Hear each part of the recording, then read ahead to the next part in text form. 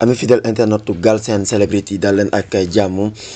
bisimila li gën a fës ndiki tey ji si altine ji dañ koy doore nag ak journaux yu bëree bëri bokk na si L'As Quotidien, L'Info yéenekaay, La Tribune, Le Réveil, Walf Quotidien, L'Observateur, Enquête yéenekaay, journal bi siq di Libération, Bés Bi Le Jour ba si Les Échos yéenekaay ñoom ñëpp daal xëy tey si altine ji jëmale ko nag si lam rek moom moo di discours bu njiiti réew mi Macky Sall ginnaaw nag discours 31 décembre bi dañ koy nag doore ak journal bi di L'As Quotidien. L'As Quotidien nag dañuy ñëw ak ñoom si lam rek moom moo di kàddu bu njiiti réew mi Macky Sall nag ginnaaw nag mu daal di koy tubbee rek discours de nouvel an, les grands chantiers de Macky Sall pour 2023 mu daal di rek mel ni ak kuy rek samp ab laaj si lam rek moom moo di ginnaaw nag chantier yu mag a mag yi nga xam rek kii di njiiti réew mi Macky Sall daal na koy wax rek jëmale ko nag si atum 2023 bi waaye nag bokk na si nag ak yéeneem bi nga xam rek kii di njiit réew mi Macky Sall fas yéene rek daal di koy wax jëmale ko nag si at bu bees bi ba tey nag journal bi di L'Info Quotidien moom daal di ko mel ni luy rek feelu L'As Quotidien. L'Info sax moom daal di rek wax li rek moom moo di promesse, énumération de réalisation et projet daanaka sax njiit réew mi daal na koy def ay dige si lam rek moom moo di la mu nara def si lam rek moom moo di si atum 2023 bi waaye nag bu ñu desendee ba tey si lam rek moom moo di bile sax journal bi nga rek moom moo di L'Info yéenekaay. L'Info yéenekaay sax dafay daal di wax rek sax li nga rek moom moo di atu 2022 bi nga xam rek at année sociale lim rek moom moo di dañ ko rek daal di déjee lii di pouvoir d'achat des ménages maanaam ñi nga xam rek ñoom ñooy ménages yi président Macky Sall bi nga xamante ni daanaka sax mu ngay rek wëyal ay chantier yoo xamante ni mu nekk ay infrastructure yoo xamante rek daanaka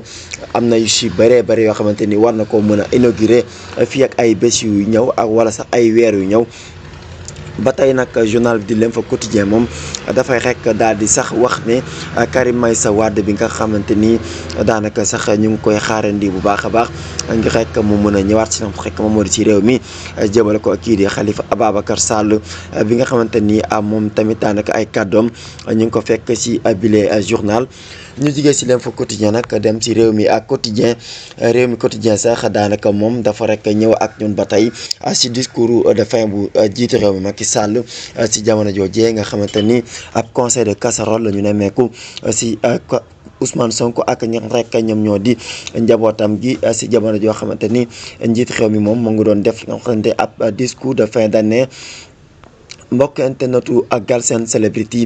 ba léegi rek dañ koy wëjal ba tey si lam rek moom moo di njiitu réew mi Macky Sall bi nga xamante ni moom tamit defoon na ab discours de fin d'année nag bu ñu sukkandikoo nag si lam rek moom moo di journalu des médias bi di La Tribune ay yéenekaay yi.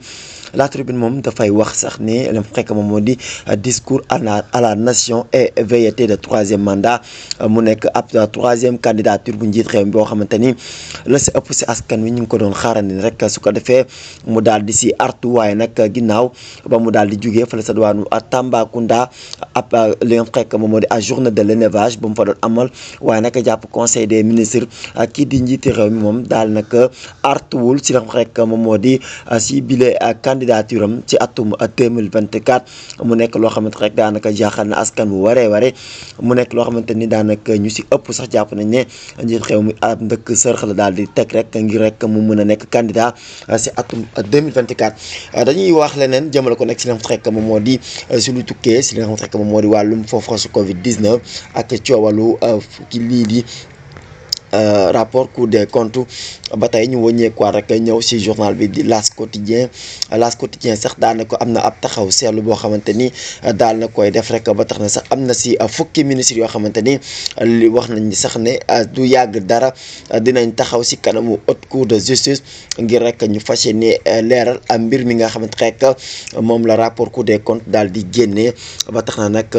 journal bi di L'As Quotidien moom mu ngay faral sax di samp ab laaj di wax ne ne ndax chance lay doon ngir rek ñu daal di indi saafara si yëf yi waaye beneen laaj wala sax beneen ponk bu ñu fa fekk si biir journal bi di L'As moom ndax daf ko jàppee rek wàllum politique boo xamante ni si biir dossier boo xamante rek ngir ñu baral yëf yi jëmal ko nag si mbirum judiciaire beneen mbir mi bokk na nag si ay député yoo xamante ni ñu ngi faree si PDS ñoom jot nañoo jokkoo ak ñoom pour rek ñu daal di indi saafara si mbirum boobule fond force Covid 19 mu nekk loo xamante ni rek ay mbir yu doy waar la jëmale ko nag si li fi xewoon si rapport ak Cour des comptes Direct News yi moom tamit daal nag ñëw na ak ñun ndiki tey jii si altine ji jëmale ko nag si discours bu njiitu réew mi mu nekkoon discours à la nation du président Macky Sall l'économie et le social en exact maanaam li nga xam moom moo di wàllum koom-koom waaye nag li nga xam moom moo di social bi li nga xam si biir réew mi daanaka fas yéene nañ ko rek daal di yëkkati jëmale ko nag si li nga xam moom moo di boobu le discours ndax kàddu njiitu réew mi moom lam sa rek wax mooy compte bi nga xam daanaka wàllum pétrole ak gaz bi nga xamante ni daanaka taux de croissance bi si atum 2023 bi ginnaaw bi mu jugee si 9 jàpp 8% bi nga xamante rek daanaka dem na ba fukki %, maanaam 10% si la nga moom moo di pétrole gaz bi maanaam téeméer boo jël Sénégal am na si lu toll si fukki donc wàll loolu la fa am si li nga xam moom moo di si wàllum pétrole bi te njiit réew mi sax daanaka am na ay diggé yoo xamante ni def na ko jëmale ko nag si boobule pétrole bi nga xamante ni nar na feeñ wala sax exploitation bi war na rek daal di am si atum 2023 bi te da si am njort bu rafet beneen bi mooy wàllum bourse familiale bi nga xamante ni njiit réew mi sax daal na koy wax ne mu ngi doon toll si si lam xekk moom moo di si 25 000 boo xamante ni daanaka dina sax jàll si 35 000 francs CFA si ñi nga xamante rek daanaka ñoom ñoo si bénéficié wu beneen bi mooy njiit réew mi daak bu ñu sukkandikoo si journal bi di Direct News yi moom mu ngay wax sax ne njàng bi ak wàllum électricité ndox ba si paj beeg yëpp dinañ ko gën a ñoŋal loolu yëpp mu nekk kàddu yi nga xamante ni kii di njiit réew mi daanaka yëkkati na ko mbokk internetu Galsen Celebrity ba tey ñu desandi ak journal bi di yor moom ba tey ñëw ak ñun si discours de fin d'année du chef de l'État Sénégal l'indigence à l'émergence maanaam li nga xam moo di jafe-jafe yi ñu doon tukkee yëpp njiit réew mi sax daanaka mu ngay dalal xel yi ne bu ñu moytu rek mun nañu am dund gu mucc ay fii ak ay weer yu ñëw ndax njiit réew mi daanaka jof na diggee ay bor yu bëree bëri jëmale ko nekk si li nga xamante ni moom moo di atum 2023 ñu jigee si wàllum discours à la nation dem si journal bi di Bës Bi Le Jour daal di teere nag si li nga xamante rek moom moo di si combat bi doxoon di ki démb si dibeer bi fële si arène nationale ginnaaw nag mu nekkoon drapeau kii di ndem si yàlla si di Thione Ballago Seck combat boobu sax doxoon si diggante kii di Balla Gaye numéro 2 doomu Double Less bi sax moom ak kii di Boy Niang 2 combat bi nag na mu daal di tëddee rek journal bi moom daanaka rek indi na si ab ponkam daal di koy tuddee balle à terre il se rapproche de la fin maanaam carrière Balla Gaye numéro 2 daanaka si jeexital la gën a jege ndax kii di Boy Niang moom daanaka jot na ko rek daan jël bu amul benn werante loolu yëpp indi leen rek moom moo di ab coow si mim réew ndaxte ñëpp jàpp nañ ne kii di Balla Gaye numéro 2 dina rek daal di defaat li nga xamante ne mooy nem ko daan defee journal bi di Les Échos sax daanaka moom jot na si wax ne mu gën a leere